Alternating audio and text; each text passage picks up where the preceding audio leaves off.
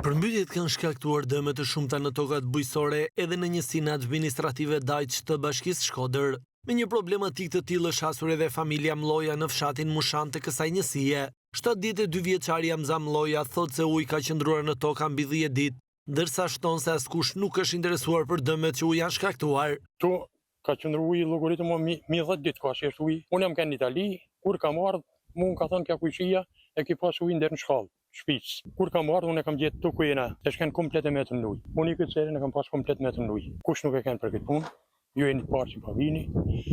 Pjesë argjinaturës për mranda kam tokën tjetër anej, është komplet në ujë. Deri në çfarë kush më bë dëmë që është këtu? Ja, se shken kërkosh.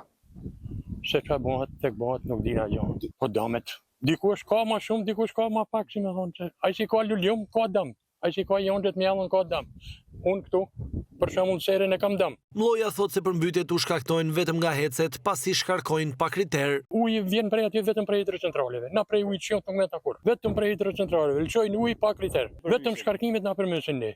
Nëse e thet lçoj 1000 metër kub ujë në sekond, dije mirë se ka lçuar 1500-2000. Se për një natë më çu 1 metër ujë, nuk ka të binë shinj sa të dojnë. Unë i kam përjetuar tona, kam edhe 2010-ën e në 2012-ën. Përmbytjet ndër vite kanë ndikuar që banorët e zonës të zgjedhin rrugën e emigrimit, shton 72 vjeçari.